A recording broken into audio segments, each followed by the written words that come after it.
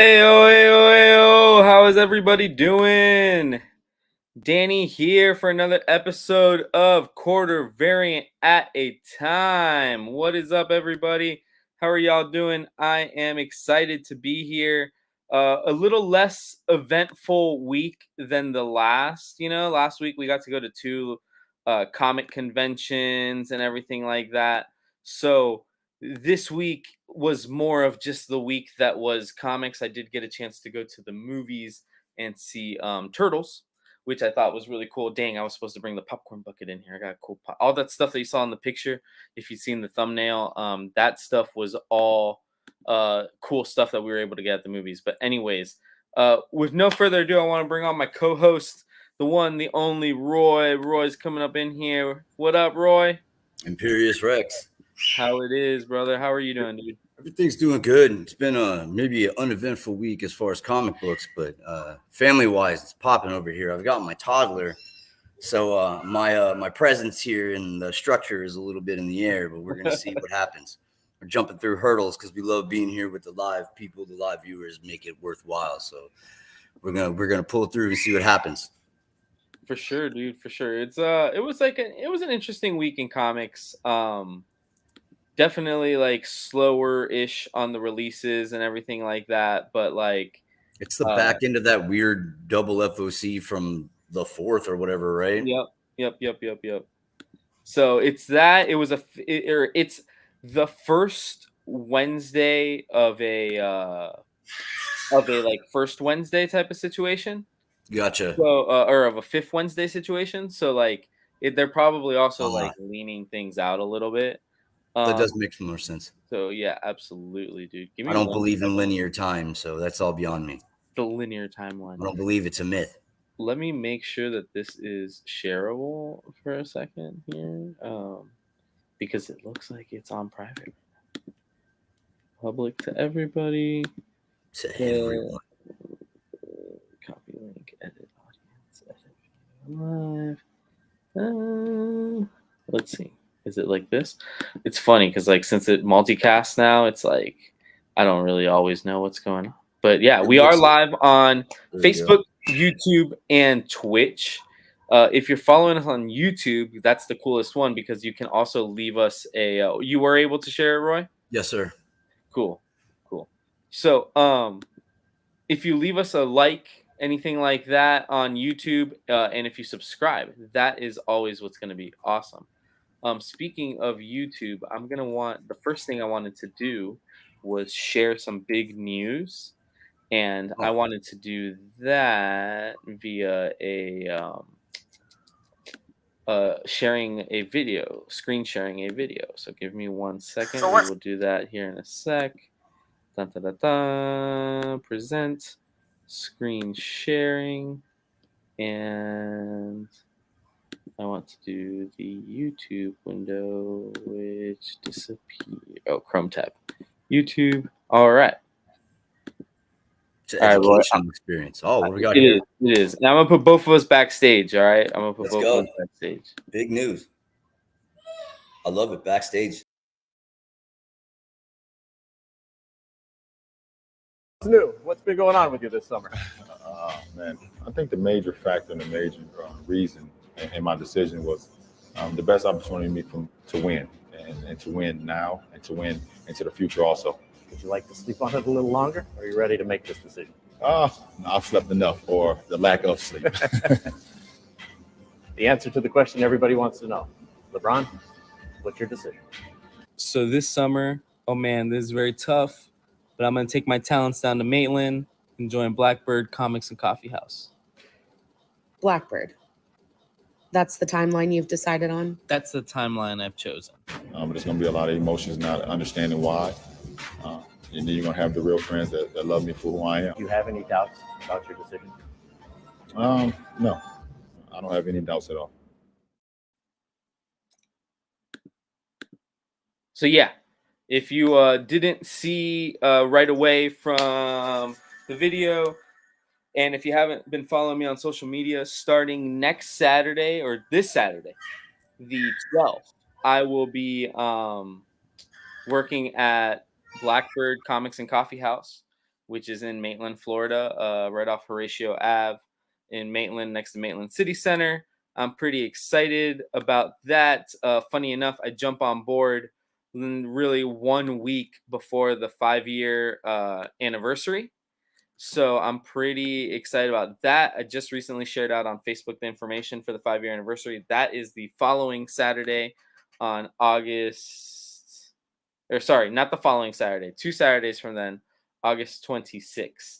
So yeah, I think that is going to be a fun event.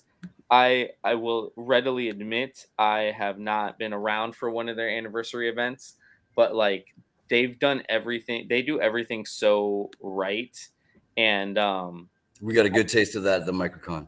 yeah, the Microcon. And we ended up taking, well, me and Lauren have been there for 2 what I'd call like side events, I guess, right? One was the oat milk coffee challenge where like Yeah. we did like 11 different oat milk drinks. That would have been rad. I definitely would have been into that. Dude, it was crazy. That was actually a really amazing like event, like micro event, if you will.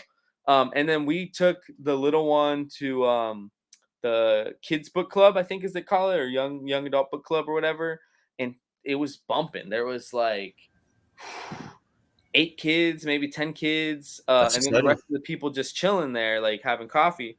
Right. Apparently, they recently had an influencer go over there and order something and like do some influencer style video, and you know, so that led to other influencers like going Sure. and yeah, so like it's cool. It's a cool vibe. Everybody I've met there is awesome. All the baristas are super cool. I don't know all their names yet because there's like so many of them. But like Aaron and Carly, who handle the comics with Dave Yeah. and Candace, are awesome. So yeah, that will be where we are, where I am starting the 12th. Yeah, just like any time before, while I won't actually be employed, you'll likely find me wherever Danny is. And like, you know, it's funny, Trey Walker, good friend, you know, like we both know him. Seasons Change, I just recently talked about on I think our first show. He like works out of that place. Yeah, And, man, like, he's he's there got every his single time. laptop. It's where he writes his comics. You know what Yeah. I'm saying? It's like I thought that was really cool because it's like a local published comic creator who like literally like works out of the shop. Oh, That is like super cool. you want to talk about works out of there? Like I love it because like every time I've ever talked to him, extremely personable guy, always shaking hands. Hey, what's up? Da da da da. Last time when we saw him, he was already sitting down, headphones on, into the writing, and it was like, "Hey, man, how's it going?" And he's like, "Hey," and then it was like, "Ah." So you want to talk about working? Like that's working. You know what I mean? Like he's really in the middle of his creative process, and that's amazing. You know what I mean? To get to get to observe it anyways, you know. Interrupting is always probably not his favorite part, but he was in the mode. It was great. And you know, it's funny because first of all, when I go in there, so his last published book was Last Stop by published by Scout Comics. Came out during the pandemic, unfortunately, so it got thrown under the radar a little bit. But it's one of Trey's best works, and Trey and Hoyt, because they're pretty much a team, you know. And there was one copy left at Blackbird, and I noticed it wasn't there when I was there the other day. And then Dave and Trey are talking about Hoyt coming down in September for the release of Mongrel and all this stuff. And that's to be announced later, but they were like, yeah. And then somebody literally just walked up to him and got it signed. Something signed today. We're like, we sold it to him. We're like, the writer's right there. So like, right there, you don't get that. Forget about like everywhere. You don't get that like anywhere. So, no. The guy, it's not because it's not like a signing. Guy's just on site because he digs the vibe. You know what I mean? Yeah. Great guy, man. Yeah. So, all right. Enough about me. I did go see the new TMNT movie, Mutant Mayhem. I think it's produced by Seth Rogen. A lot of cool stuff going on with that. Nicole, hey, how are you doing? What's up, Nicole? So produced by Seth Rogen. You could tell it has a lot of heart. I know a lot of people were upset about the April O'Neil thing, and honestly, it's such a non-issue in the movie. Like it's a non-issue. It's a non-issue in any Turtles mythos. You know what I'm saying? Anyways, but the movie was great. Like for me, so like I was technically not born when the first live-action Ninja Turtles movie came out, right? But I've seen it just as many times as I've probably seen Back to the Future, which are like my all-time fifth grade. favorite. Yeah. So Yeah. like I wasn't Skip born. class in fifth grade to go see that. Dude, I loved it. I loved it as a kid, and obviously that first one is much more darker than like that cartoon that eventually came out in the 90s. You know, the first one's a little closer to the original Eastman Laird, like a little. Yeah. And I still loved it as a 5, 6, 7-year-old. Obviously I also love the third one, which everybody says is cheese fest, but like Yeah. I love Casey Jones teaching the samurais hockey. Like, you know, like that is to me one of the funniest I things. get it. Turtles. But this one was good, dude. It's definitely a little even more kid oriented than that third like Turtles one. I would assume they tried to broaden that net for this. But like I thought it was great, dude. I thought their personalities were cool. Like it doesn't get too over the top. Like Raph isn't too like Too I need to Raph? fight everybody. Yeah, he's not. Yeah. I need to fight everybody. Like you know, Sometimes it can get a little too Raph. so he doesn't get too Raph. And Mikey is like never too Mikey. Mikey and Mondo Gecko are hilarious though because like Sure. they meet at a point and that's funny. That does sound good. But there's literally like I don't want to spoil it, but there's like cameos from everybody, and there are definitely like not cameos from people you'd also hope to see. But like you Sure. do see a lot of people. Like it is pretty like awesome. I gave it. You know, again, I'm not the demographic for it. So like if I had to give it a stars rating or something, I'd be like 4 out of 5 or something. But it's like I'm 4 not out of the 5 demographic. slices of pizza. Yeah. But I had fun. I always put Good. it on if I had fun or not. And like there's definitely been a couple of movies where I was like, I did not have fun at that. Sure. And this isn't one of them. So like you know, I'll give it a two thumbs up because I feel like that's the most tertiary thing. Those guys made it through like a whole decade just being like 2 thumbs up, 2 thumbs down. They did. They And did. it It was was more than a decade, I believe. Like Yeah. somehow, like, and their opinion really mattered, and it's Yeah. fascinating. Even though they were so divisive, because like half the people, like, I mean, what a great gimmick. Like half the people go see the movie because you said it was great, and the other half go and see it just to prove that you don't know what you're talking about. Like it's the best hype man ever. You know what I mean? Like that's incredible, that right? is Like, true. you That was true. But win no matter what. before I go off on too much of a tangent, do you remember the show The Critic? Yeah, a little bit. So I like didn't watch that much of it. I remember it. I always thought that was a hilarious like take on it all because I did feel like more often than not they hated everything. Like which is actually funny enough par for the course for what the internet believes. Like, you know what I'm saying? Yeah, that's fair. So, all right, Roy, we're going to move on to the next segment, which I think is fun. This is only our third show, but I think it's a perfect time to just go ahead and be like, these is what we believe the top 10 Yeah, comics you of just the listen month. to our opinions. They matter. Yeah, we're our opinions. We're nobodies. Yeah. We don't read everything. Like, you No, know, like try not there's absolutely some trail somewhere that we probably didn't touch. Sure. But like, yeah, we're just gonna kind of go through what in the month of July. The only real rule is it had to kind of come out in July. I'll try. And yeah, let's go through it. I'm pretty excited about it. Roy, for your fifth one, we have Blade. The Blade relaunch that happened at the beginning of the month. Yes.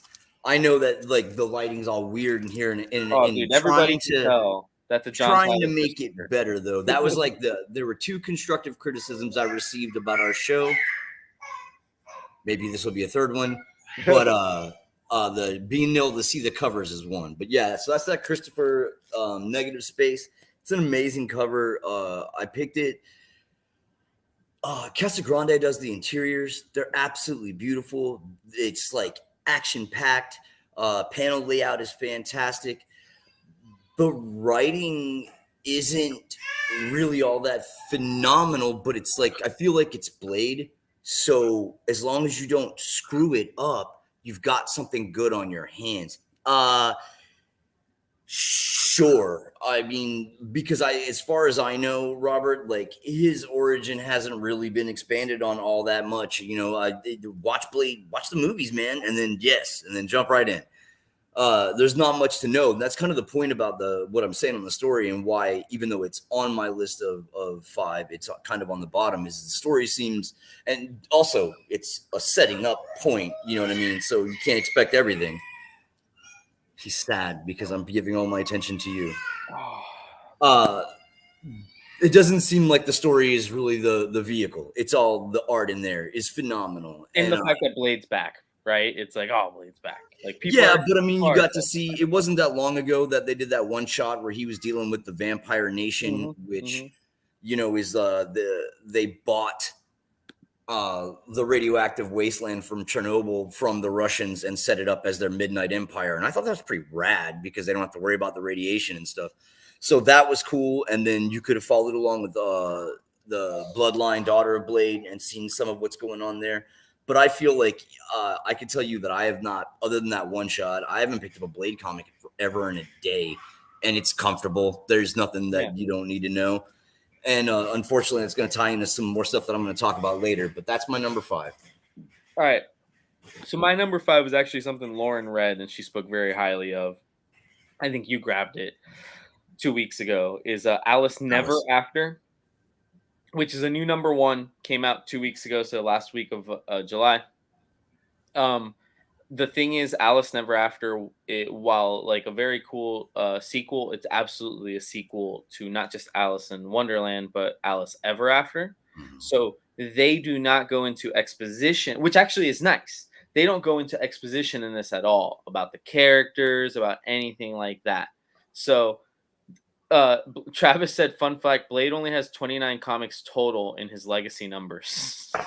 Total. But Alice Never After, fun fact, picks up after the events of Alice Ever After, and Alice Ever After is pretty much bringing Alice back to the modern day, and it's been explored a little bit, like we talked about last time on the show, on like Once Upon a Time and stuff like that. But it brings Alice to the modern day, where she's starting to have these memories of her time in Wonderland, and obviously every human being on the planet is telling her that she's hallucinating, or it might be late hallucinations from like LSD and stuff like that, because she's been crazy, you know, teenager. So it's like really cool. But this is definitely a direct sequel. So pick up Alice Ever After if you haven't, and then you jump into Alice Never After. Beautiful covers for number 1. Jenny Frieson. There was a Sean Gordon Murphy, which I know is one of Travis's favorites. Sean Gordon Murphy did the cover. So the FOC show. Nick, there's gonna be we go through segments. I've learned how to do this little bottom thing, and I'm not gonna pretend the branding on it is great, but I have segments. So we do what me and Roy bought over New Comic Book Day, and then we do FOC. But since it's the beginning of a new month, we figured we'd do the best books of last month. So Alice Never After, my number 5. Lauren voted real hard for it. She just wanted to make sure everybody knew you got to read the first one. You cannot jump in. So I will jump to my number 4 next, which is actually Seasons Change by the aforementioned Trey Walker. I read that right before our first show, and I couldn't shut up about it. And I told Roy about it and everything. And then funny enough, I was talking to Trey about it, because I was like, Trey, you are one messed up individual for writing this comic and messing with my emotions like this. And he's like, dude, it was for a short story contest on like Webtoons or something like that. And the parameters were like the story had the beginning, middle, and end. No setup for like no sequel. Like it was a short story contest. And dude, it was amazing. It was a mind F, as they say, you know, as Jimmy Fox would say. And right. I had to put it. It's not a published book yet. You know, I'm sure he's always working on deals. He's got another published book coming up lately. But I know Blackbird has copies of it. I know Trey has copies of it. Reach out to him. I forget the name of their studio. Oh my God. I will remember it before the end of the show. But Trey's got the studio that they go send everything to. But Trey Walker from Scout Comics and now Devil's Due. Seasons Change, I thought was phenomenal. That's my number 4. I literally had to throw it in there as my second independent of my top 5, as you'll see. But Roy, your number 4 is he mad? No, he's not mad. He's not mad. He's excited. So, Batman Beyond Neo Gotham is what we got for your number 4. You talked about that last week, but you were high on this Batman book. I am, and I still am. Like, this is great. this was really good writing. Like, I don't know why Peter Parker as Batman works so well, but like that's kind of like the vibe I get from Terry at this point is like, what if Peter Parker was Batman? And it's rad. I love it.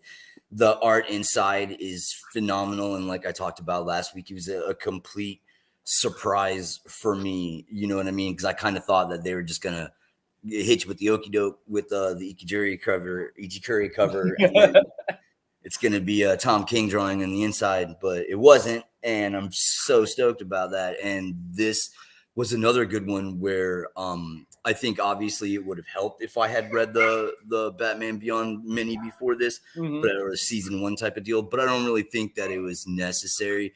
I feel pretty comfortable, you know, like we talked about, you know, you have a familiarity with the universe generally. But even if you didn't, you know, like the cop is his helper, like figure it out. Like, you know, it's very, you know, so that is that goes in. And honestly, that's almost the cream of the crop of what I got for an entire month. So would you say with Batman Beyond it's kind of the same as Blade, that if you watch the show you probably are good to jump into this one? Yeah, you have for that sure. that background of who Terry is, and that's really yeah. Oh, definitely. If you've watched the cartoon, I'm not even sure that if you really wanted to check it out, like it's as good a time as any. Because like I said, once you sit down and start reading it, he reads very much like Peter Parker is Batman. And then, you know, you got, oh geez, old man Bruce is his mentor too. So even if you don't know, like, you know, it'd be some good surprises for you. Yeah. And the stories is pretty read along, you know what I mean? Like, I mean, I don't know where they're going with this because this is all like crazy stuff, like that big splash page you showed with like the down Gotham and stuff. Yeah. Like, that's all rad, you know. So it was worth it to me. And hell, it looks like I even paid the extra $2 or extra $1 for the cardstock on that, and I don't even mind. Yeah, you did go. I couldn't recommend that one enough. And I didn't realize it was Ejikuri because Ejikuri is the homie too. You know what I'm saying? Like, yeah. Yeah, man, this book, I have it in my to be read pile. Yeah, I like your cover too. I went with the A. Obviously, it's not even about like saving $1. It's like I didn't fall in love with any of the others based on the previews images. Once I saw it in person, though, that Ejikuri did pop. So like, I'm not, you know. I'm not beating myself about it simply because Ejikuri is not doing 1 for 2, so it's not like I missed out on a set of his. Like, okay. I FOC'd a couple covers coming up from him. Like, he's all over. He's got a DC deal, but he's definitely all over the place rather than in a set. Yeah, that's why it's hard for me to catch him because I'm not like, you know, most of my money goes Marvel and Independence. Yeah. So Roy, for your number 3, we put down Gargoyles Dark Ages because you were happy with that. That's another. It's actually funny. It's been a heavy nostalgia month, really. Dope, actually, especially because I got the Alan Quah cover. Ooh, I love the homie Alan Quah, dude. We'll eventually one day get this remarked and signed by him, I'm sure. Like, that's my guy. So first and foremost, boy, am I tired of hearing about you're going to get a live action Gargoyles movie. No, you're not. Please stop ruining the internet talking about this movie. It's never going to happen. If it happens, I'll buy your ticket. Hands down, I'll buy your ticket. It's never going to happen. But anyways, so this book and its parent book, which is just Gargoyles, is written by Greg Weisman, who is the original, creator. And it's absolutely like the day after sequel, pretty much, and it sticks, with the story that he was telling in the cartoons. So and the interiors, Moss does those. It is a gorgeous, perfect, like, not really homage, almost like but I don't want to say replication because that sounds cheap. It's just so true to the art style. You know what I mean? Like, it's beautiful, and I loved it. And the Dark Ages goes back to the generation before, Hudson and Mentor and Broadway and all. Well, it is Mentor. It's their generation and how they generated that pact with the humans to begin with, and the giant mistake that making deals with white men that want your land usually is. So hopefully we get to see them get a little bit of what they deserve. But this is great because you get to see like Goliath and everyone as they're like like sneaking around. Did you read Roberta? That's what's up. I'll take it. No, I can't. I don't have my phone. I got too many spoons in the pot here. And then we got Robert saying one of his favorite things from Dark Ages is how they directly quoted moments from the show, which and that's what shows you that Greg Weisman's involved. You know, it's like they did these Young Justice books that were based on the TV show, and Greg Weisman didn't write them. And I'm just like, see, that's where your disconnect is. You know, you're never going to get those fans if these people don't understand what made it special to begin with. Yeah, even if you did miraculously get that movie, all that means is the mouse used its infinite dollars to rip this IP away from its creator to churn out like whatever, dude. Like, no way. I think Gargoyles here's the highest level I think Gargoyles can go, and it's no disrespect. Unfortunately, Ninja Turtles in the past has ruined this. I feel like Gargoyles would have made a dope CGI movie CGI movie. You know what I'm talking about? Like, I'm a big fan of Resident Evil, and Resident Evil does these movies. They go direct to DVD for the most part, but they're like CGI 3D like their entire. There is no actors. I guess they mocap. Yeah. You know, they might mocap, but maybe like that.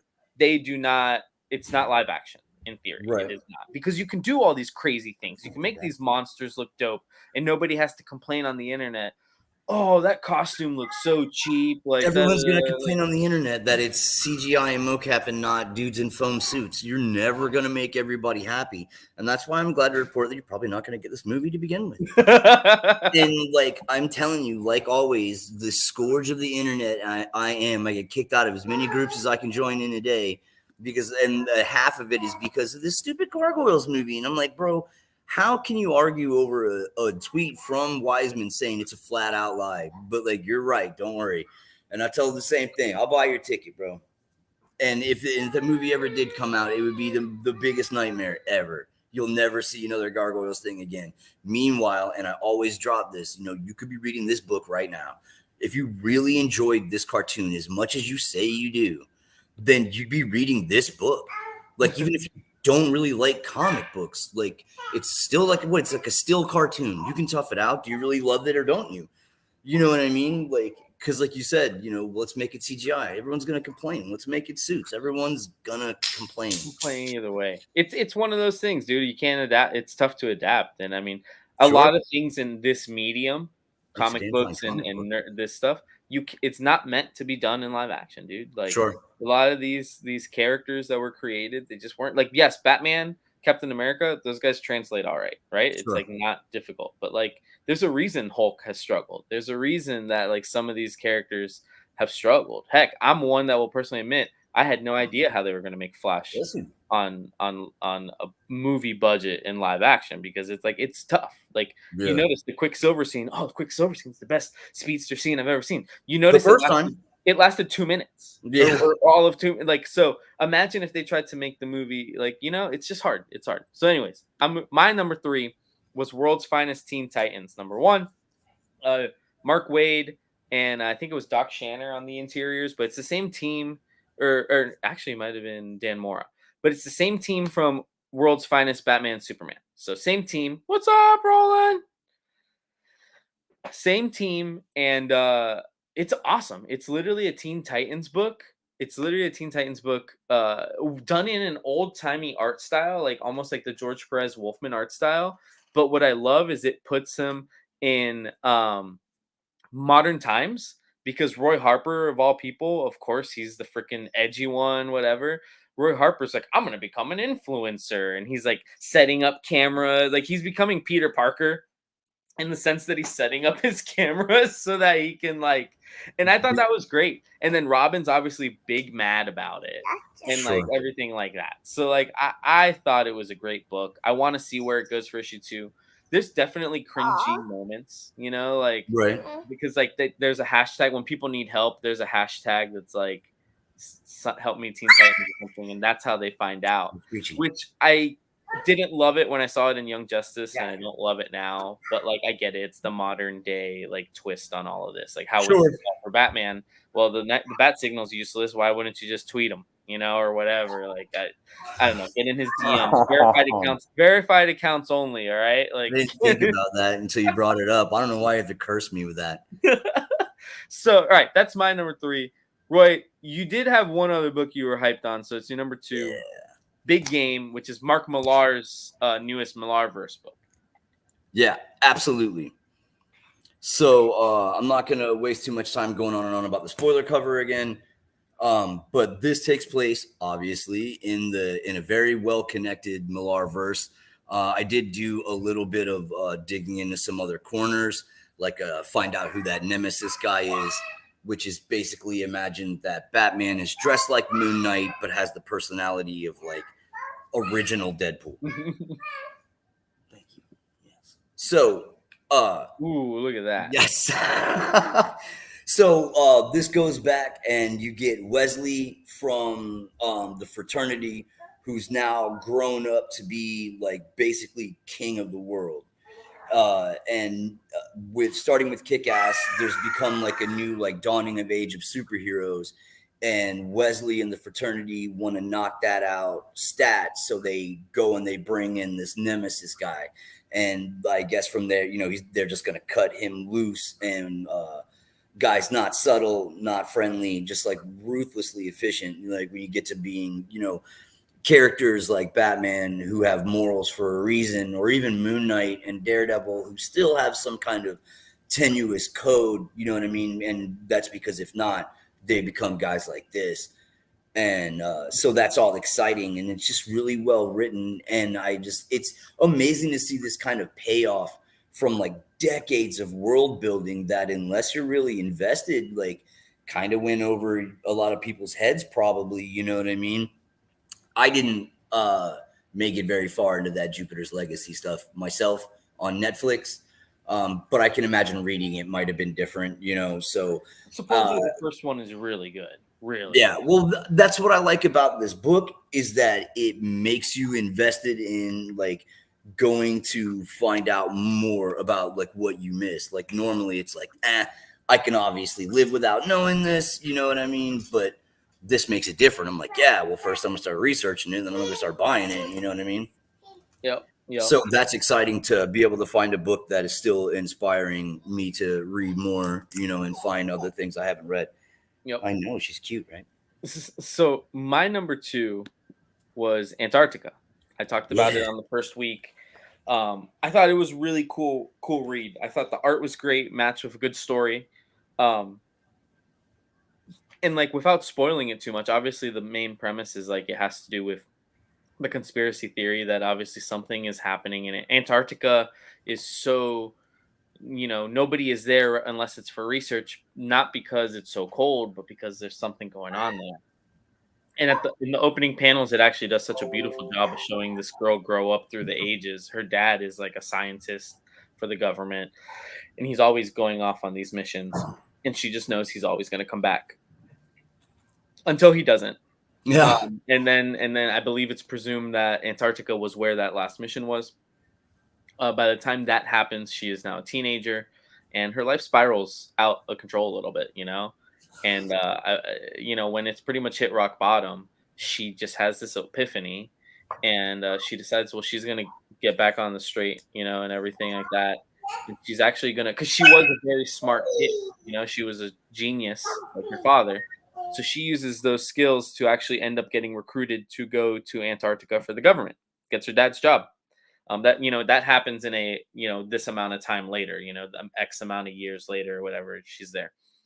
And obviously, she's finding out what she believed is very much true. There is more to why her father is missing and or dead, and Antarctica is not what they make you think. And I actually love the way the book played out. I'm excited for number 2. It was one of those where I didn't even bother being like, because the covers are very much similar. I didn't even bother saying I'm FOCing these from week to week. I just said subscribe. I need the 5 issues. I want to see where this goes. So I love that book. That was my favorite indie book of the month. And then my number 1 is Night Terrors. Most of it. I admit I haven't read it all. There's certain I'll tell you I didn't do Nightwing, Punchline. Sure. What else did I not do? I didn't do Black Adam. I did do Shazam, but I didn't do Black Adam. There's like some that I skipped, and I told people, I was very honest about this from the beginning when people were down. People were really down on this one, and I was like, look, I get it. Like, it's not ideal to stop like all your stuff in the summer, this, that, the third, but like, you don't have to read it all. Like, I get it, right? Checklists. I think checklists are the best and worst thing a publisher does for the back of their book, because the checklist is there to be informational, and it's like, hey, here are all the books in the reading order if you want it. But like, then people look at it and like, look at all this stuff I need to have the whole story. 100% false. Again, I haven't gotten to the end of all of Night Terrors. Only issue 2 has come out, plus all of the some of the one shots. But freaking, what I think is crazy is like, there's no way. So the main premise is that this new villain, Insomnia, is looking in everybody's nightmares for the Nightmare Stone, because it's been hidden away there by a former bad guy. And you're crapping yourself if you think that the Nightmare Stone is in Black Adam's nightmare, or in Harley Quinn's nightmare, or in the Joker's nightmare. It's just not, right? It's going to be in the very last place they look. That happens after all of these. But I've absolutely enjoyed some of them. Sure. I just finished the Joker and the Batman one. The Batman one's solid, standard Batman stuff. Even though Deadman is running around in his body, he's actually still living a nightmare, in there. So it's like very interesting. And he can't get out of he finds at the end of the first one, he finds a way to get out of the nightmare, but he can't, because he can't wake up because Deadman's in his body. It's that kind of cool. Man, that's yeah. I like that. That's cool. And then the Joker one, and this is not a spoiler because it's the first couple of pages. The Joker one opens with the Joker. Batman trips and falls on a roof while he's fighting the Joker, and it's very much like Tim Allen's The Santa Claus. He dies. He like falls on the ground and just dies. So like, all Joker's goons are like, "We did it, boss. We killed the Batman." And Joker's like having an existential crisis because he never wanted to kill Batman. That wasn't ever his real plan. You know what I'm saying? So because he has no more meaning in life, he goes and gets an office job at Wayne Enterprises, thinking like that's how he'll ruin Batman next.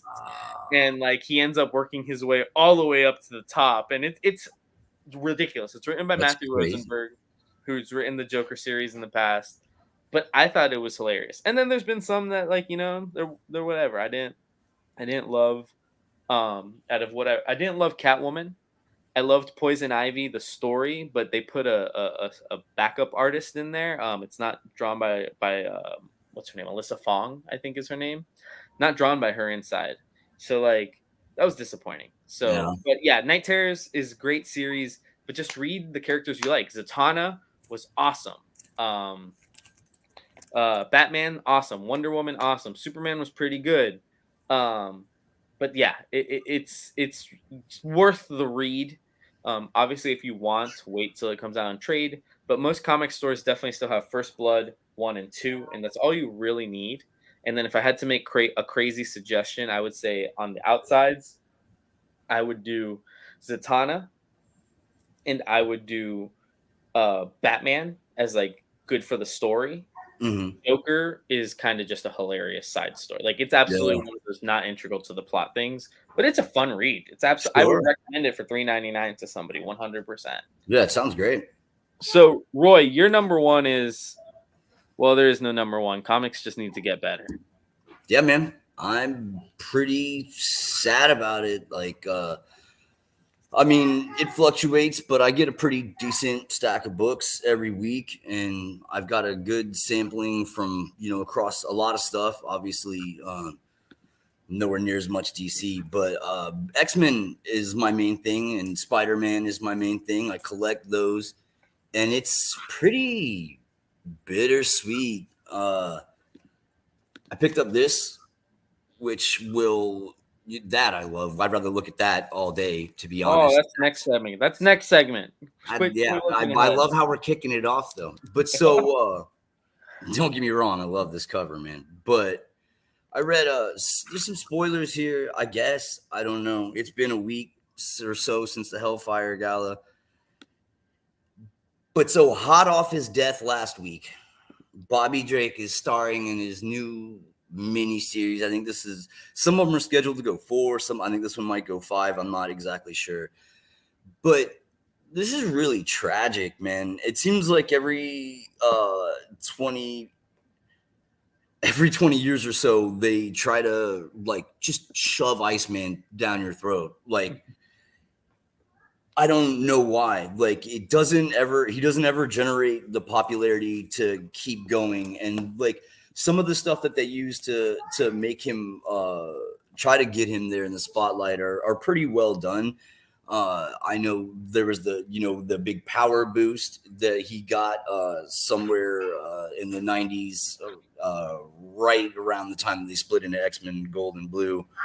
Oh, for me, not those weird series that but just the teams in Uncanny X-Men and X-Men respectively. And so it's funny because we talk about this a lot, but like as our understanding of science grows, these characters' powers grow. And so understanding science made Iceman's powers a little cooler. And so that was all right because now he's not just some sloppy snowman that you don't understand why you don't melt.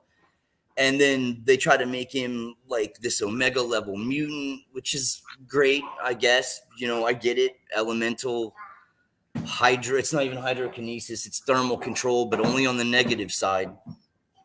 And I didn't know about Steve Orlando before I walked back into the comic shop last year, so I don't have like any kind of I guess prejudice against any of his stories, other than I can tell you that absolutely everything that I have read from him in the X-Men universe, which unfortunately is a lot in the last year, is all just garbage, man. Like, so bad. Like, in this book, right? So Iceman came out as homosexual, and that is fantastic. And that I believe they did that. That's not like a retcon. It's not a retcon. It actually fits in with his character this whole time. Like, representation always matters. That, believe me, I'm sidestepping through all of that because I love it. What I want to get at is in this book, he shows up to rescue human beings who are now getting identified as mutants by Orcus taking over cell phones from like Transformers, when even the cell phones could be like, rap, rap, rap, rap. So Orcus is doing that to our cell phones with pollen, and they're attacking people who used to do the experimental drug that gave you mutant powers, which used to be called Kick, but now is apparently called Experience. I don't know. But so when he's done rescuing everybody, and being back from the dead and all, he like swoops up this guy and he gives him this big kiss. And people especially from Sarasota, will remember we have this giant monument to that old school picture of a sailor embracing that woman. And everyone thinks it's the greatest thing ever. And when you do the backstory on that photo, it's really like completely non-consensual and aggressive. And that woman didn't even want to be involved in that kiss. And in Sarasota, they made this giant statue of it because they don't know their past. And that's incredible. And then that moment happens in this book. And I'm like, what is going on? And then he goes back. I'm going to ruin this whole book for you. You turn it off if you don't want to hear me, because this is terrible. Then he goes to his Fortress of Solitude, because he has that. Since when? Since he died last week, of course, but he didn't die because his partner is able to scoop up his emotions and put him in a giant ice satellite dish that amplifies his powers from the Fortress of Solitude so that Bobby can keep his consciousness together in other places. I am not making this up. And sure, that's this book. But it's also, like I said, hot off being dead last week. You got to be kidding me. And they just did this with Kamala Khan, the same thing. Oh, she's dead. Oh, fallen for a friend. Oh, she's alive. That really happened like 3 weeks in a row. Yeah. Like, what is going on? And like you said, it just doesn't have the right. And you said it even with Blade at number 5. It's like it would have been better, but it's like it doesn't have stakes. Yeah, it's a great Blade story because as long as you don't screw it up, it's already a great Blade story. It's a great character. It's a great concept. It's got great history, a rich field of characters, because you can never run out of vampire warlords and werewolf warlords. And, well, you know what I mean? Heck, they're spilling over into Moon Knight, it's actually funny. Steven says something that I always say. Not only just like, why are we the experts on these books? How do they not have their own resident lore nerd? And it's funny. That's supposed to be an editor. Now, when I say editor, I don't actually mean like every book has an editor. That's your guy who's proofreading it, everything like that. Back in the day, DC used to have a Batman editor. And that person wasn't necessarily the guy who like proofreaded the book. If you were writing Batman in your book, so yes, he edited all of the mainline Batman books. But if you wrote Batman Incorporated, let's say, you had to get your script or your story through the Batman editor, and he would likely come back with tweaks because he's like, hey, our Batman is currently not doing that, like, or this is da da da da.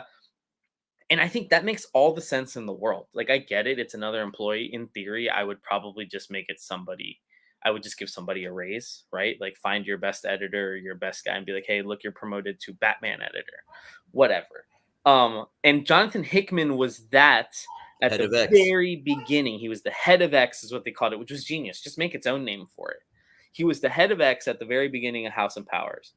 But there's clearly a point, and I wish I could go back. I'm sure at some point, Roy, you and like a guy like Dan would be able to find out where it was clearly that Hickman was gone. And Inferno. It's right after Inferno. Yeah, it's right after Inferno. So Hickman was no longer that. Apparently, I believe what he thought was going to be one concise story, Marvel wanted to expand into to more and more and more. And yeah, House of X 2, the search for more money. Yeah, I can't do that.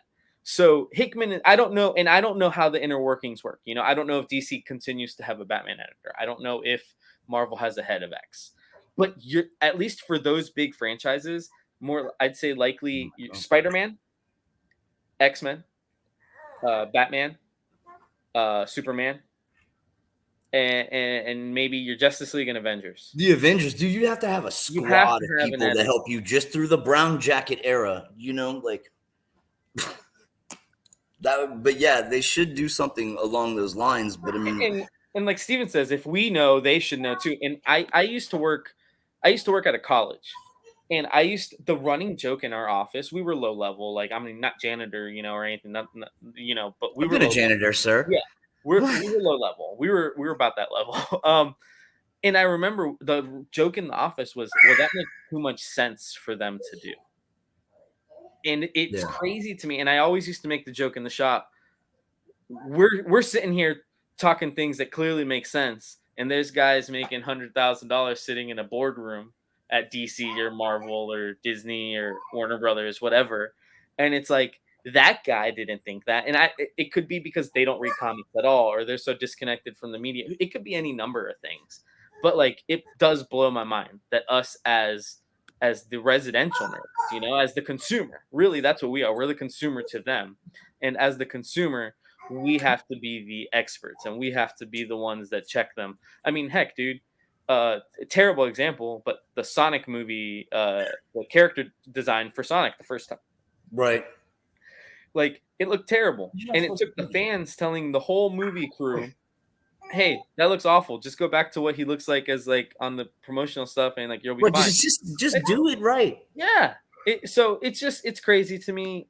We've gone off on a tangent about the but it's true. Everybody, Steven, you're not alone, and like it's absolutely that they should know better, right? Is like almost like I don't want like there's probably way nicer words. Somebody that's better with words than me would probably like put it more eloquently, but like they should know better.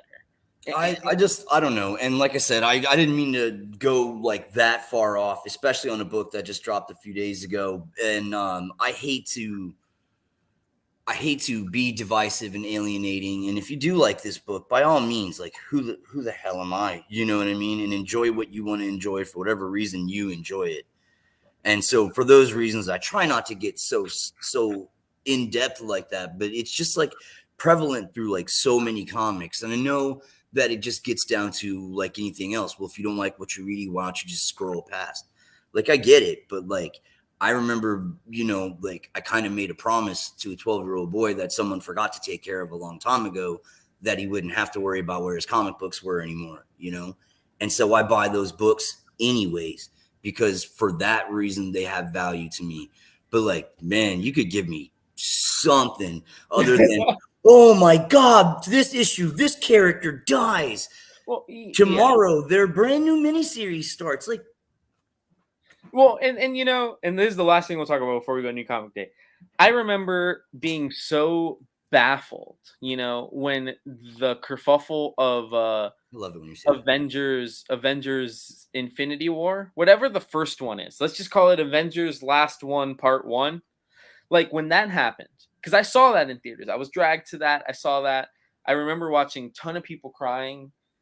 And I remember being like, I didn't say it out loud because at that point I wasn't the person I am now. But I remember thinking like, why are you guys crying?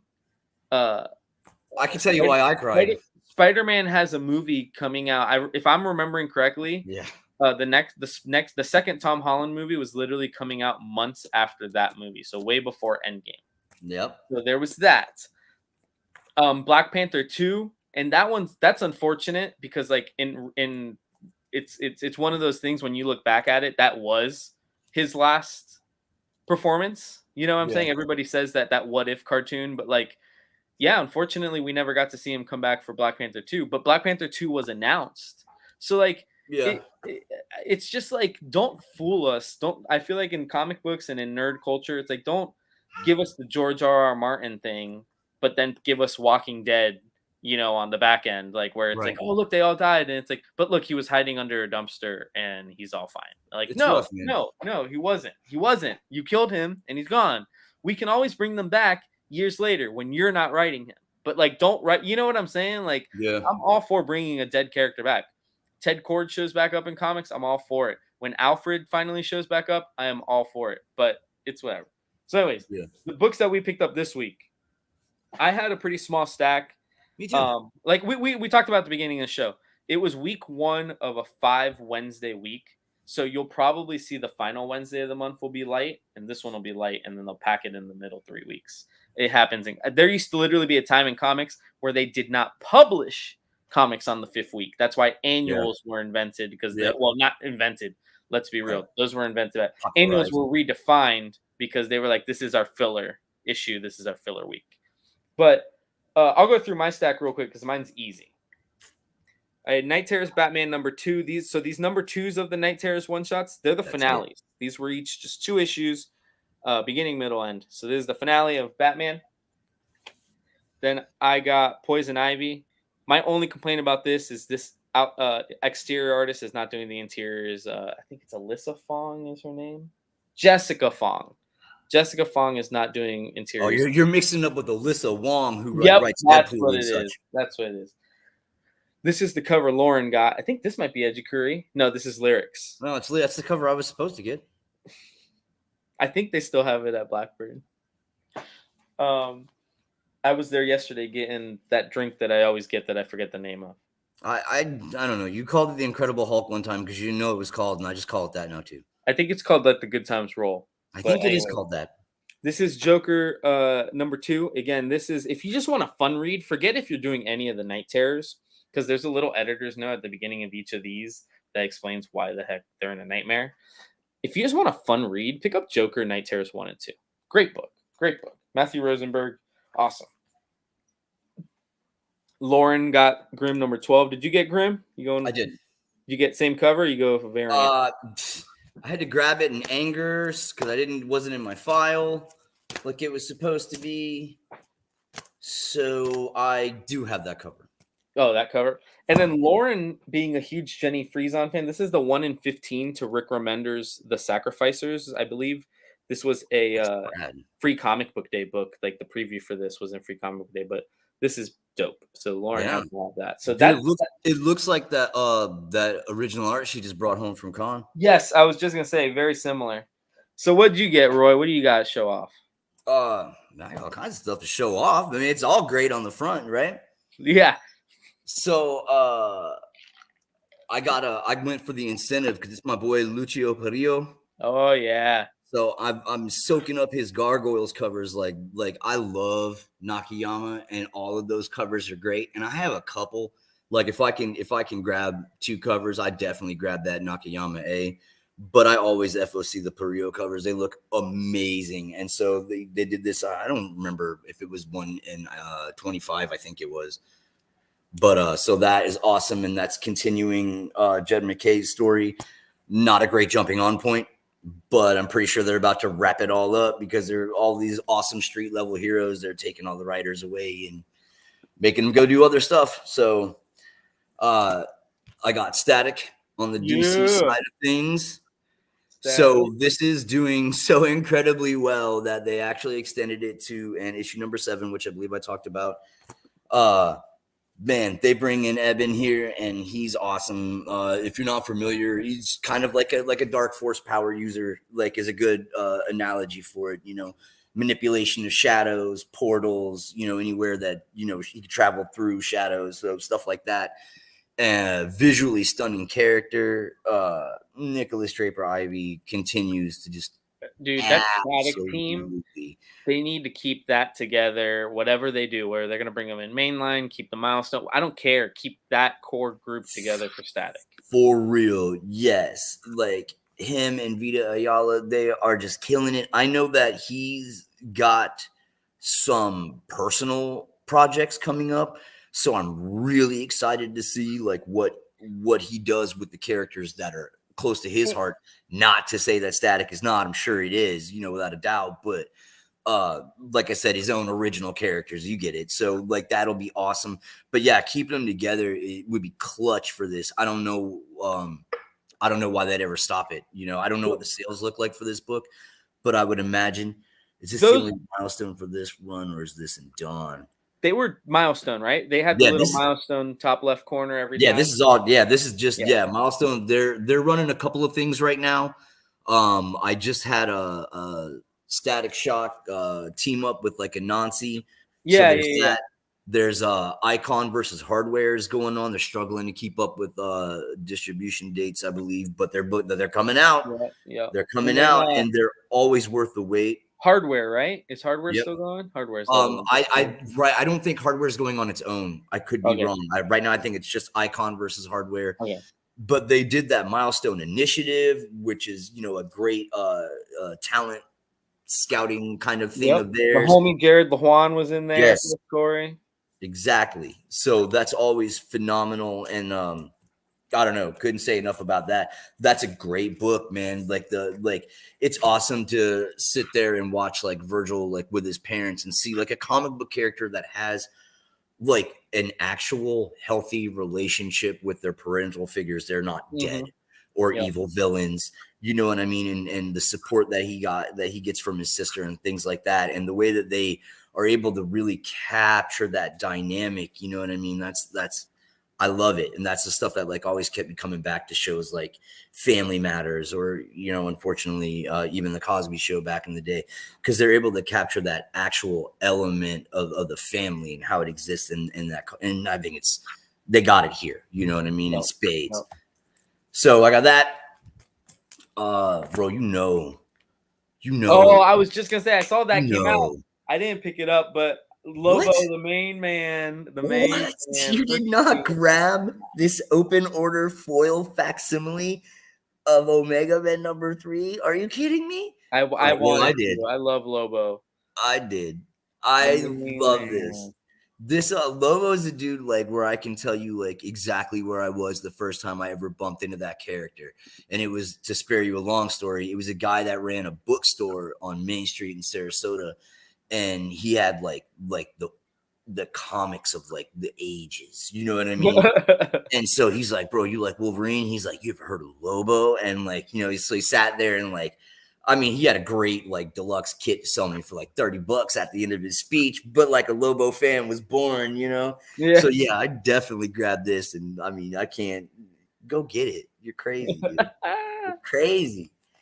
I got X-Men number 25. I am always Yep. You know it. I am a sucker for these trading card covers. I have my old cards. I have that fleece blanket they made out of it. I'm gonna get that hardcover book they made out of it eventually. anytime they have these trading card covers, I always get one, and it's been going on like the whole run. Yeah. Yeah, and I'm still missing like because by the time that I came in, this book was on like I want to say 8 or 9 when I first showed up at the shop. So I have to go and find those at some point. But yeah, man, trading card covers got me every time. I got Death of the Venomverse. That's Cullen Bunn and Sandoval with this Bjorn Barons cover. Bjorn, Because dude. yeah, this guy, I mean, I don't know where this guy came from. I have a few ideas, but like he's killing me with these covers. This and Ghost Rider, and I saw like once again we were in a group and someone was talking about like how come like Spider-Man is the only one who gets awesome covers, and we're like, bro, you ever heard of Bjorn Barons? And that comment just blew up because they're like, what are you talking about right now? Like, and to talk about like that Mighty Morphin. My wife ended up, obviously because we were talking about it, but she got targeted for an ad and she's like, bro, this is not like your mom's Power Rangers. And I was like, no, but that book is definitely going to Blackbird for me. Like, I definitely ordered that. And not that I have anything against Power Rangers. I think that for me, it was just a matter of where I was at in age and my life when it dropped. So it just kind of missed me. And I got great respect for it. You know what I mean? For sure. But I like it's kind of like a know the morphing world, but be not of it is where I'm at. So I was kind of surprised when I was like, I definitely want that cover because that's ill. So I got that. I got the Spider-Man annual. The reason why we couldn't figure this out is because it's Sowie. Sowie? Yeah, so we know Sowie, but when I looked it up on like League of Geeks, it gave us like the last name, and we were both like, "Who?" Oh, so that's why. Because it's an awesome cover. That cover. Oh yeah, it's beautiful. I haven't done this one yet because I believe that's part of the Contest of Chaos, and that's one of those things where in order to get the real bang for my buck and my therapist, I wait until it's all out at one time and read it in one run. And Contest of Chaos is on that. Warlock Rebirth. Warlock. Yep. Because anytime it's like 90s Warlock, dude, you got me. And this is a good throwback to all of that. You know, Ron Lim, Mars. This is a good team to go back to the 90s era Warlock, which is just my Warlock, you know. I'm not going to spend any time on other versions of Warlock. Whoever version of Adam Warlock is your Adam Warlock, good for you. Spider-Man Miles Morales and the Strange Academy. Strange Academy, which was an interesting crossover in itself. I didn't see this coming. I started late because I didn't have the original Strange Academy, but because it came out before I got to the shop. Once I got to the shop, the second class started, and it's trading card covers. So I collected it all. And then that was something else that once I got to 5 and it was over, I sat down and read it and I really enjoyed it. Ended up picking up the trade for the stuff that I missed before. And so when I'm going through books for the FOC and they're like, oh, Strange Academy, Miles Morales. And I'm like, does it have Humberto Ramos connecting covers? And they were like, yeah. Yeah, it does. And so here we are. So I have not read that yet. I just got my books on Saturday, so I'm behind. So I rushed into Iron Man or Iceman, so I'd have something to talk about, and then it ended up being the theme of the show. So you'll have to forgive me for not being current on this week's books. I got, as always, Magneto and the Howard the Duck. The Howard the Duck cover, the only good comic book movie. So. Enough said there. Interested in that story. It goes. It takes like a kind of like a Lost Years approach. I know they introduced a new key character in this issue, and very excited to see where that all goes. But don't really have much to report on it for now, other than that. I'll spare you the Grimm cover because we've done it. I would show you my Lucio Perillo cover for Gargoyles, but it was not in my box like I FOC'd months ago. And so instead I settled for this gorgeous Gargoyles cover by David Nakayama. So if you're going to get stiffed, this is like the best way to get stiffed, I would say. And Nakayama, I think he's been on the ace for that for a while. The whole time. He's been doing good job on that. Oh, gorgeous. Yeah. Don't get me wrong. Perillo has the vibe of Gargoyles down. That's the thing. It's like he's got that. And once again, even though it's not him on the inside, that's what. Here, do you want me to peel the rest of it? Let me see. We're not going outside. It's a million degrees out there. Let me see. Give me your banana. Give it. So the art on the inside of that is like, it's like the cartoon, but like now. You know what I mean? It's so beautifully done. Hey, do you want this, you Morlock? Come get it. I'm gonna make you go live in the sewers. All right, there you go. Get out of here. Doctor Strange, number 6. Nick Klein, all the time. While this is not my favorite Nick Klein image ever, it doesn't disappoint. I know that you guys can't see it. Eventually, it's not bad. It's not bad. Eventually, we'll figure something out. You know what I mean? I'm trying to play with the lighting and stuff. I'm not pulling them in and out of the bags for you every time, especially not because I accidentally got the wrong size and they're in there tight. I also got Poison Ivy. The Night Terrors that we're on here is Poison Ivy, Zatanna, and Punchline. Okay. Are the ones that we're collecting on here. I grabbed this cover because it was supposed to be the lyrics cover and it was not in my file like I FOC'd months ago. However, I was at Blackbird and this David Mack cover caught my eye from like a million miles away, of course. What book is that for? I kept trying to figure it out. So it's related to the Pathfinder game.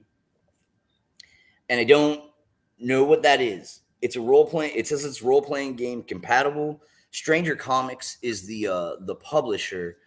The story inside is very familiar, you know, so that's good. So you don't have to know whatever Pathfinder is. I didn't. You know, it's there's elves and there's people, and the elves and the people don't get along, and one guy, like his father is kind of like the king, and they do the whole thing where he adopts a human, and now they have to deal with each other and then enter the girl. And so now you have the human and elf who are brothers who hate each other, and now they're in love with the same girl. But of course, it's going to take them all to, you know, they're gonna go right. well. But so the interiors of this were slapping, dude. Like it's gonna be really hard to show you because it's dark. It's It looks dark like it. book. This is kind of light. Yeah, that's clean. It's super clean. This is like I said, it's hard for me to find. You got to look at this one on your own, but it's great. So this what's the title of the book? What's it say on the like splash page, or what do you call it? The indicia? I can't remember. There are notes in the back to help fill it in. Also, like some of the lore. I honestly can't remember what the name of the book was. Because that was dope. I didn't even see it when I was going through Midtown. Like I was just like, I don't know. The David Mack cover. We were walking Blackbird and it was like, bam. So it's called Tales of Asunda. Asunda, which I imagine is some land in the Pathfinder. Yeah. It's very, very steeped in African folklore, culture, tradition. That's some of the imagery you could see going on there. So I would imagine that Asunda is like that. You know what I mean? Like maybe not like technologically advanced like Wakanda, but the same concept within that Pathfinder universe. I'm assuming the actual now that I've got it pulled up on my CLZ, shout out.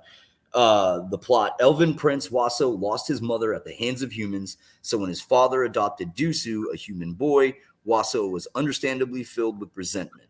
Now Dusu competes with him for the affections of Unseal, but perhaps their struggle will open the door to understanding between the brothers. I like it. It is a little yeah. So it's jump in. You know what I mean? I don't know anything about Pathfinder. I enjoyed that book. And then the last thing I got, sorry, we're over time again, like always. That's what I love. Ooh, the Fire and Ice. I got Fire and Ice because they're adapting it from the old Frank Frazetta, Ralph Bakshi animated film. This is one of those ones when you were my age that like if you had like an older brother or you hung out with older kids, like they always had like a VHS copy of like this and heavy metal and stuff, and you know you'd watch that. And so Fire and Ice is a great sword and sorcery type tale. And then of course they like suck me in because it's Bill Sienkiewicz doing a Frank Frazetta homage piece. Like come on, dude. And then so everything in there is great because it's based off the movie. So if you like the movie, you like the book.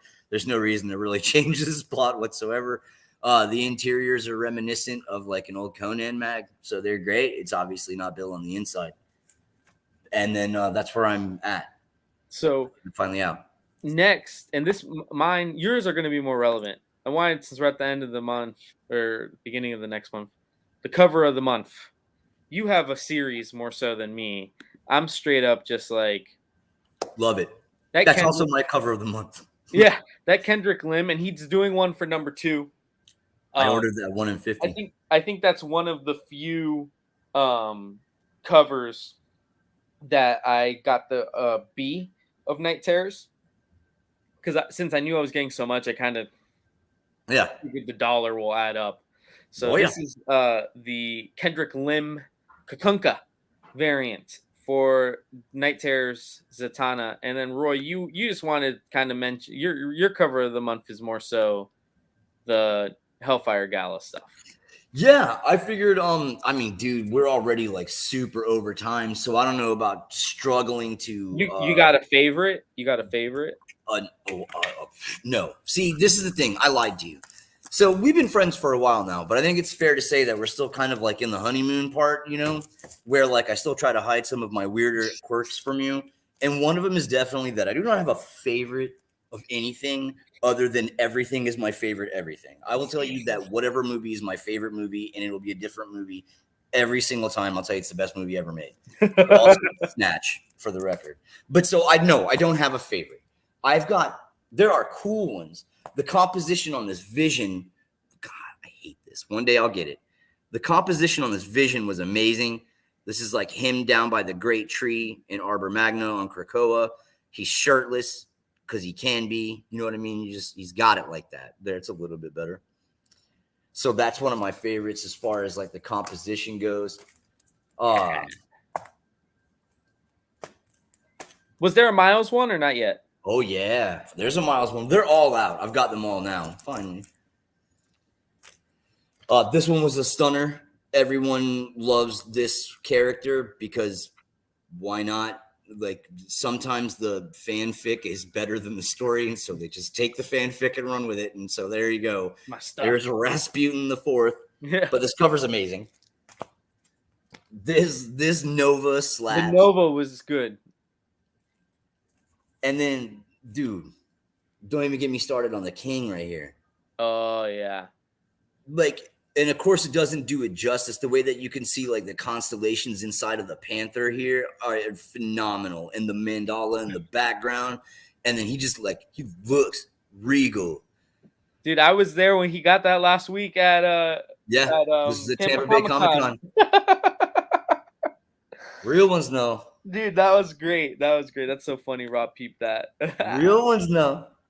All right, show up one more. What next best one more? Okay. Although the Sam Wilson was really, really, really good. Sam Wilson was good. But this Phantom X slaps. These colors pop so hard. Yeah, he's like chilling. He's like in the club. He's like, I'm VIP, dog. I'm sitting here. I'm chilling.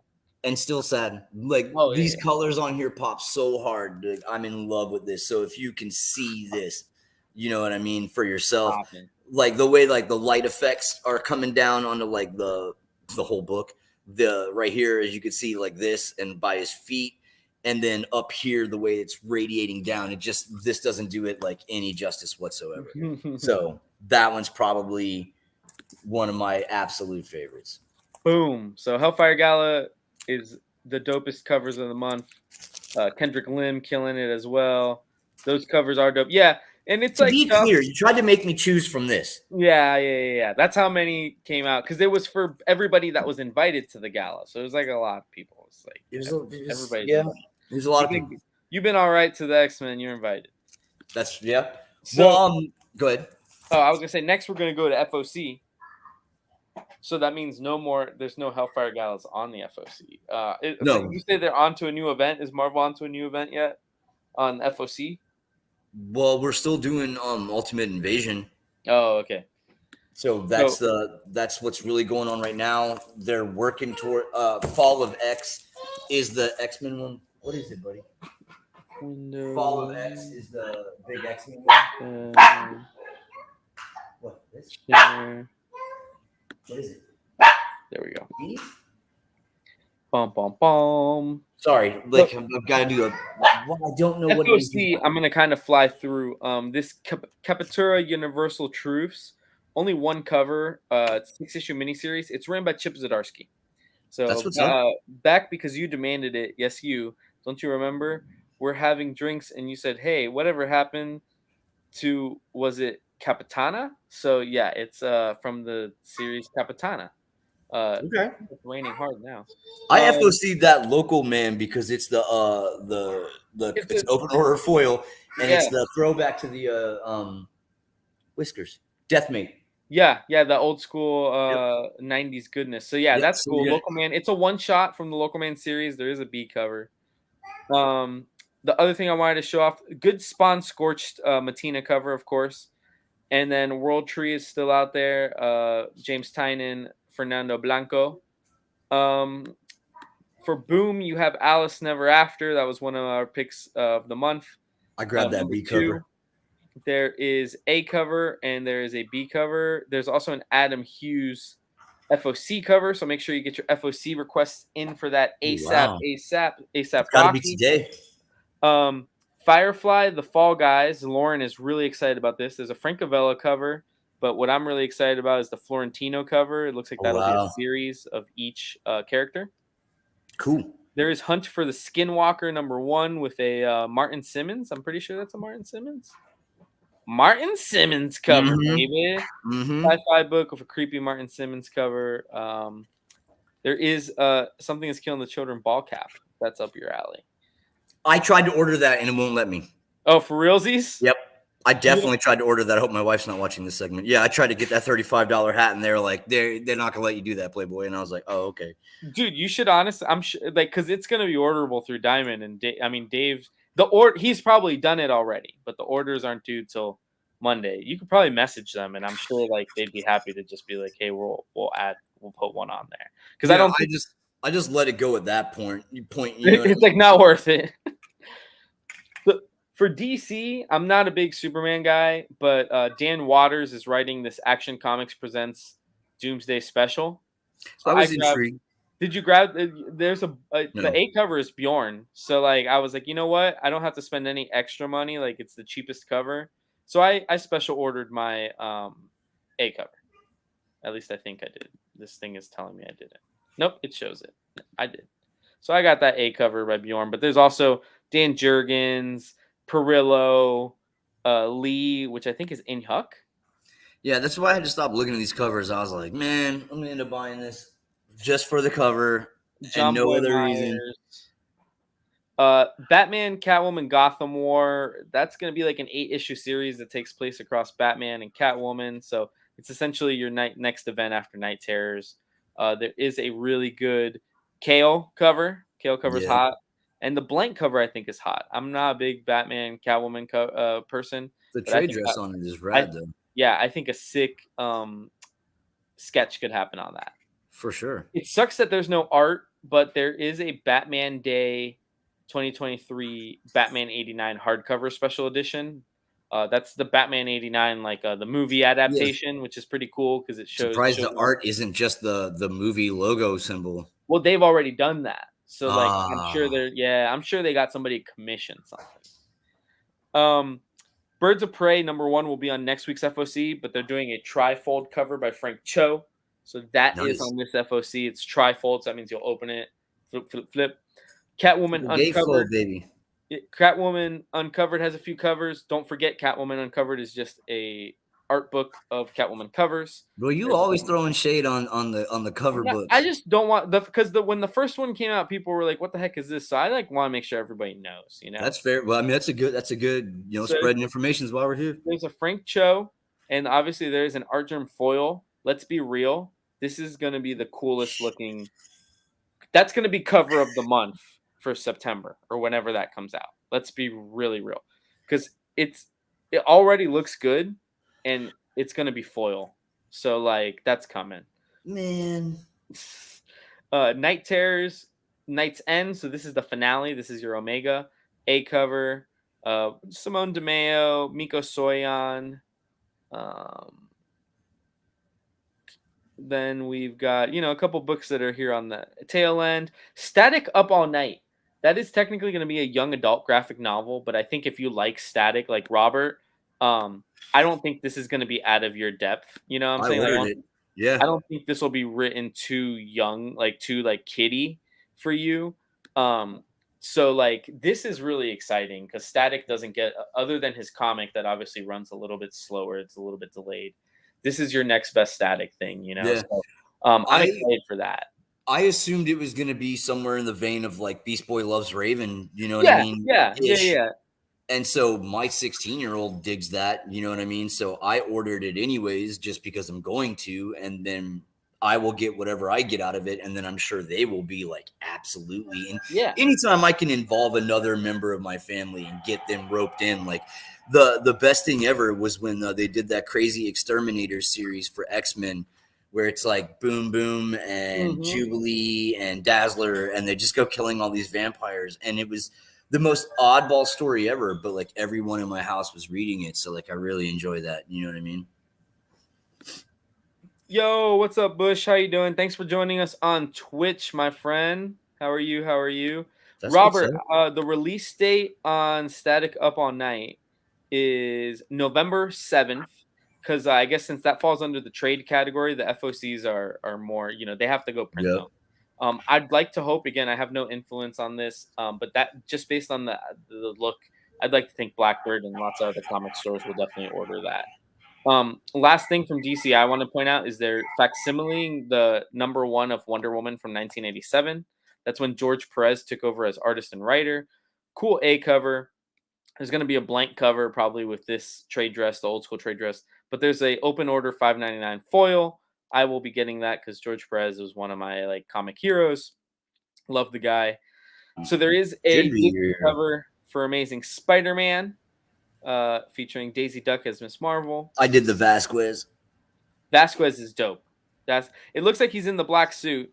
Spider-Man's first hunt. So this is actually the beginning of a story arc. Amazing Spider-Man 33 featuring Craven. So get to know that. And I think it's going to be like a pretty big storyline too. Like I think they have like an overarching plan for like 2 years or something like that. I think I have to research that. Don't quote me, but I think I saw something like that. That's cool. And then we got Captain America #1. So I guess we're relaunching that. There's an A cover. There's a Frank Miller cover. This is written by J. Michael Straczynski. So there's a Frank Miller cover. There's a Gary Frank. There's the homie George Perez, Humberto Ramos, John Romita Jr.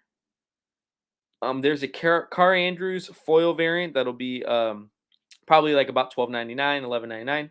Michael Cho, Avengers 60th Anniversary. Olivier Coipel, always doing great work. A lot of covers on that, and no incentives. I can't speak for that.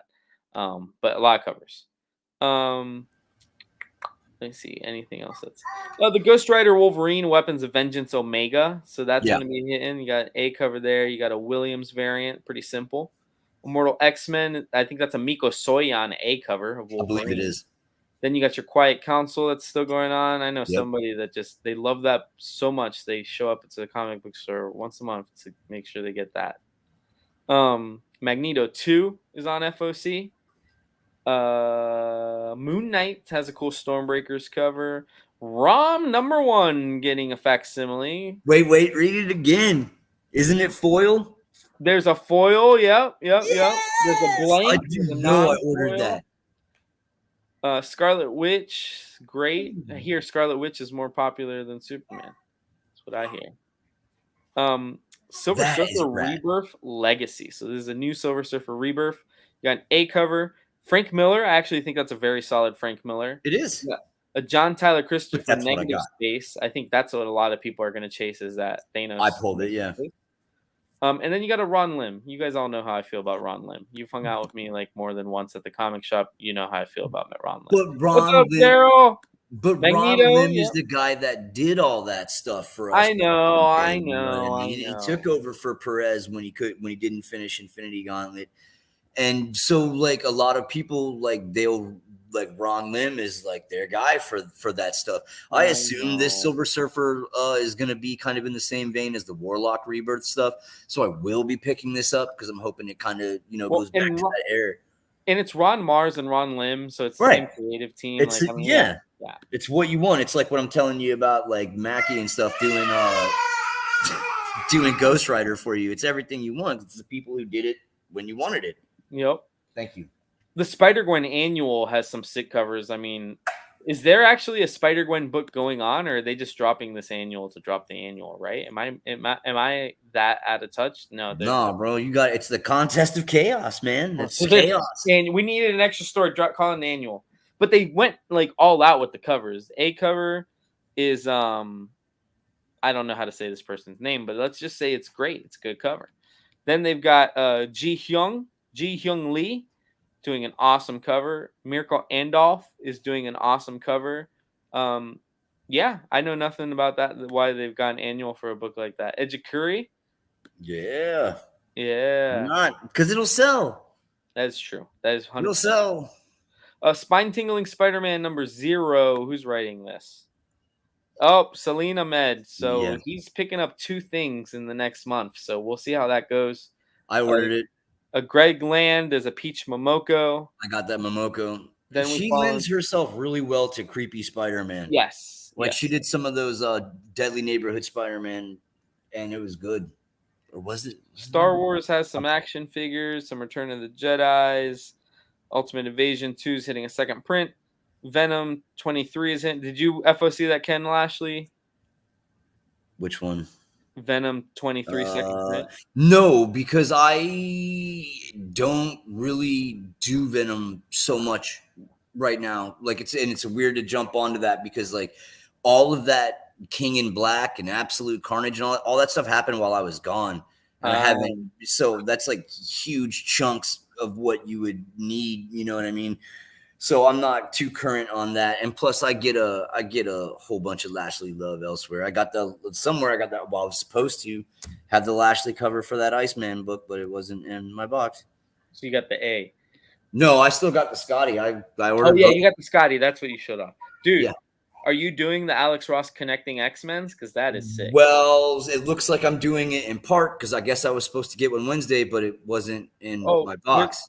Is it from the X-Men books? Is it X-Men 25, X-Men 26, X-Men 20? No, I don't know the entire spread, to be honest. And I know that after I know this one, I'm pretty sure I ordered from Blackbird, but all the ones that just came out that I was supposed to have, I don't. So I don't know. So this is sick. There's Alex Ross. It's Magneto on this one. A cover is actually awesome with that White Queen on the cover, probably. Yeah, because they're getting married. They're getting married. I forgot. So then there's also a 60th anniversary. There's a corner box. There's a trading card, which has your favorite mutant, Miss Marvel. I got it because the trading card cover. Yep, I know you did. Sigh. You didn't break it. It's okay. It's not Dynamite, I'm going to fly through. There's obviously Gargoyles with a Nakayama, a Perillo, a Larix, a Lee, a Fleece, and Forestner. There is, let's see. There might be honestly like the end for the most part. I feel like, Conan, number 2 from Titan. Titan has the Conan rights. There's Conan the Barbarian. I think like everybody does, right? Because it's just open public domain now. Public domain now. So there you go.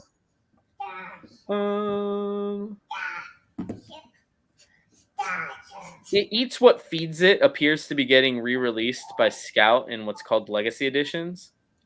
Cool little book. It's a little horror book. I remember reading this when it first came out 2 years ago. Horror book. Ladies like tasked with taking care of this like elderly lady who never leaves her house, and when she brings her the food, she realizes it smells bad. So on and so forth.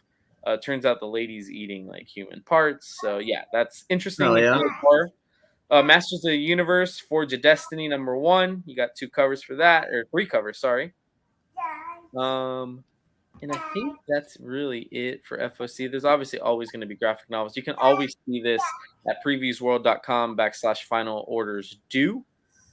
Very easy to see. And if your store uses Pullbox, you can log in and just simply order them. That will allow you to see DC because DC will not be on here. If you're looking for DC and you're not on Pullbox, just go to lunardistribution.com. You will easily find that. So we went over even longer Sorry. when we went over the first 2 times, so we did great. But that's because we did recap the month of July. We did that thing. We did top 10, everything like that. So I did want to end with, in case you missed it, in that sense, it wasn't if you missed anything from the show, but more so I wanted to be like if you missed anything in comics over the last bit. The things I wanted to say in case you missed it is 8 Billion Genies came out in a hardcover form last week.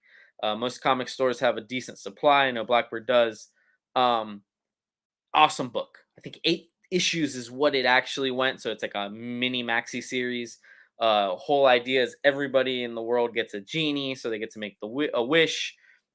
There's a bar full of people that do not get the genie, so like there's your control and everything like that. And I think it's really fun, really great book written by Charles Soule of a lot of Star Wars fame. So if you have not read 8 Billion Genies, it is a key book. Don't try chasing down number 1 if you want to pay extra money. But there's a sweet hardcover. DC Mech hardcover that came out like 2 or 3 weeks ago. I think DC Mech was a really fun DC Elseworld written by Kenny Potter and drawn by Baltimore Rivas.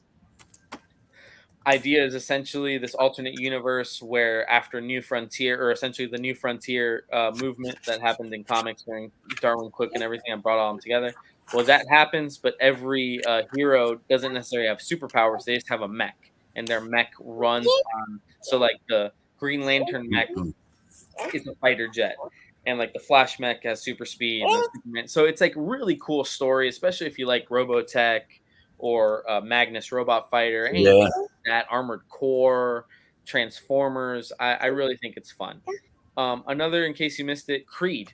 Lauren read Creed this week. She read 1 and 2. Number 3 just fell on FOC, and she loved. What did Qual had some stuff on FOC this week? Yeah, Waters had Doomsday. Qual had a cover or 2, I think. He definitely had the 1 in 25 for Doom Patrol because he's been on that. Yeah. But yeah, Creed. Number 3 just went on FOC. It's Adonis Creed's daughter or whatever Michael B. Jordan's character's name is, his daughter. What Lauren thought was really cool is she's also hard of hearing. So there's actually sign language throughout this book. So I'm assuming they had a sensitivity editor and everything like that. Really cool book. The last 2 things, World Tree. Where you saw World Tree number 5 was on FOC. They just actually reprinted World Tree 1, 2, and 3 on respective printings. I want to say like 3rd print, 2nd print.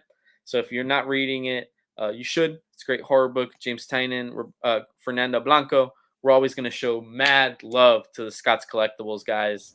Absolutely. So definitely check that out. And the last thing I wanted to mention, and next week we'll talk a lot more in depth about it leading up to the movie, but Blue Beetle Graduation Day, the trade paperback for that came out last week. Great book by Josh Trujillo. Blue Beetle Graduation Day. It actually introduces his sister, or not his sister, Jenny Cord. So that's Ted Cord's sister, I believe. And it introduces a few other Beetles and everything like that. Blue Beetle Graduation Day. What I think is really cool, and it can't get said enough, because like you said, representation matters. But representation can only go so far. What I thought was genius is Blue Beetle Graduation Day was printed in English and in Spanish language. And they released the trade in the same format. They released the comics in that format. Cool. I think that's great. Whether you're trying to learn Spanish or maybe you're a first generation or not first generation, and that's an easier way to intake that story. For sure. That's great. So I really love Blue Beetle. You guys know how much I love Blue Beetle. So Blue Beetle Graduation Day, if you haven't picked it up, Josh Trujillo is phenomenal. He's actually writing a sequel to that I think is going to be on FOC in the next coming weeks. So Blue Beetle Graduation Day, whether you're picking up in English or Spanish, and if you can pick it up, like realistically, this will be my one endorsement type of thing. If you can pick it up in Spanish, whether it's for you or you have a friend that maybe has a kid that can read it, that's really going to help. This is I haven't talked to anybody at DC about this, but you have to assume this is a risk. There's no guarantee you're going to sell all these Spanish language copies you ordered and you printed. So if the sales end up looking good, then that's good for the medium as a whole.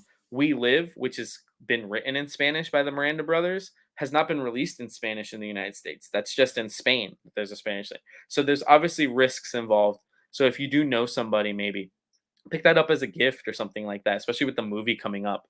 Or if you have like a little cousin or nephew or neighbor, like it's my one endorsement is if you can pick up Blue Beetle Graduation Day, and specifically the Spanish language copy, I think that would be cool. Just for all the issues to prepare for the movie. Great run. See, Robert had picked up the issues, and that was something I believed in really heavily, which is why you probably saw issues throughout the whole run there. Blue Beetle is a great character. He is a great. Absolutely. He is the Miles Morales of DC. Not because he's gonna blow up. Not because he's gonna blah blah blah blah blah blah. He is a legacy character done right. A legacy character changed and done right.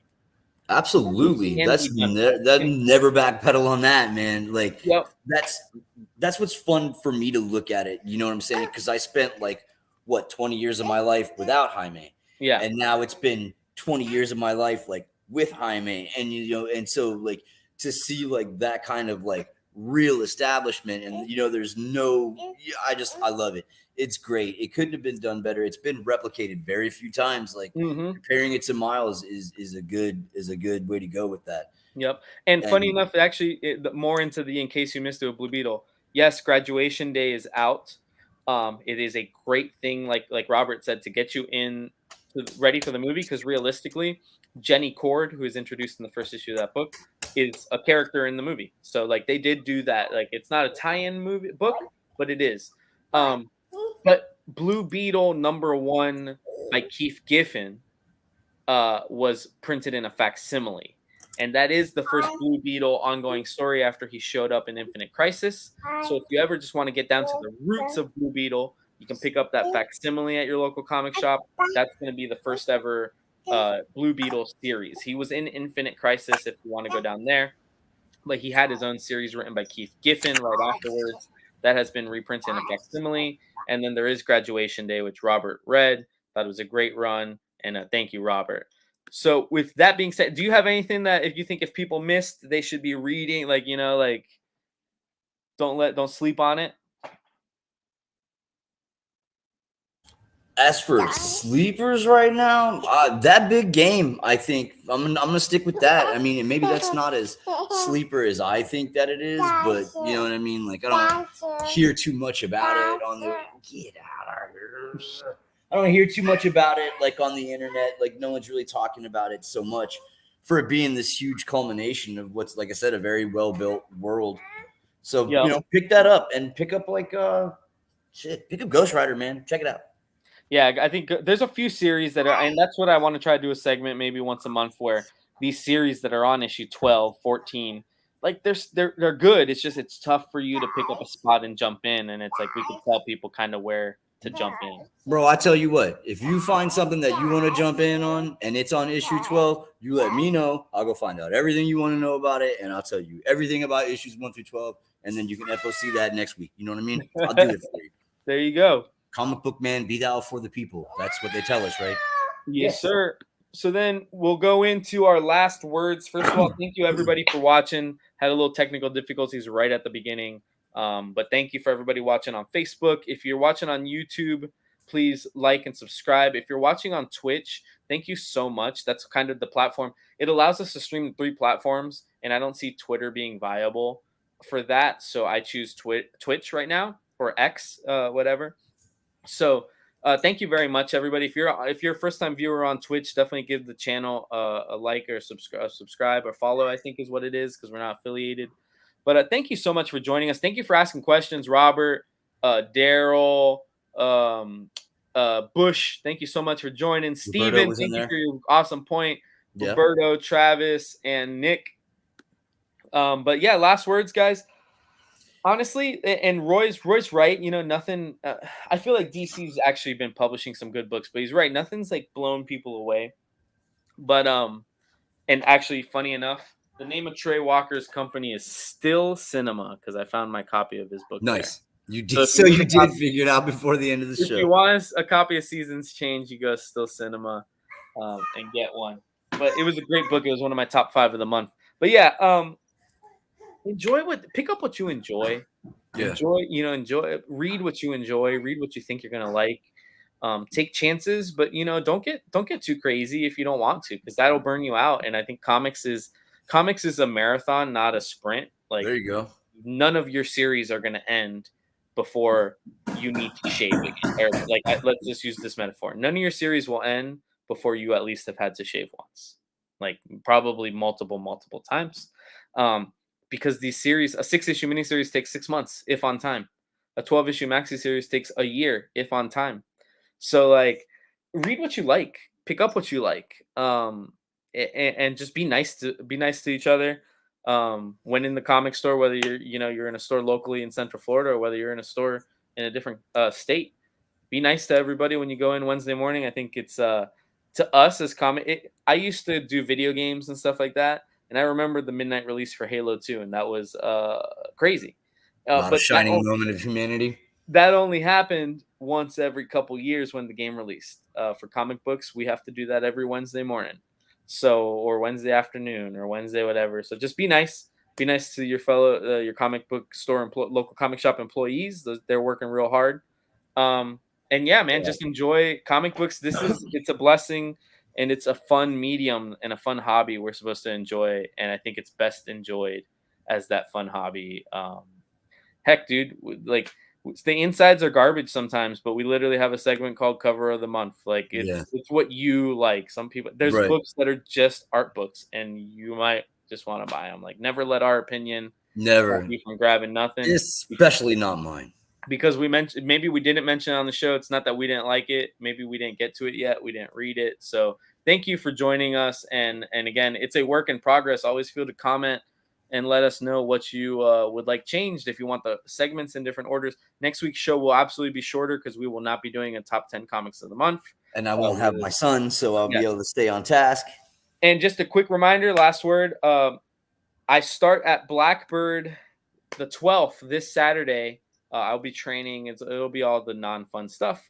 But the 26th, 3 Saturdays from now, 3 Saturdays from now, is their 5-year anniversary. We'll talk a little bit more about it next week, because then I'll be able to give you guys some details. But definitely, if you are in the Central Florida area, Maitland, it is in store. The Microcon, they took you out of store for this. They're going to be back in store. I'm sure there'll be a special drink for it and everything.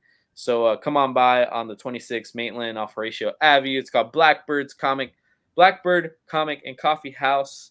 And Roy, thank you so much, man. Thank you for joining.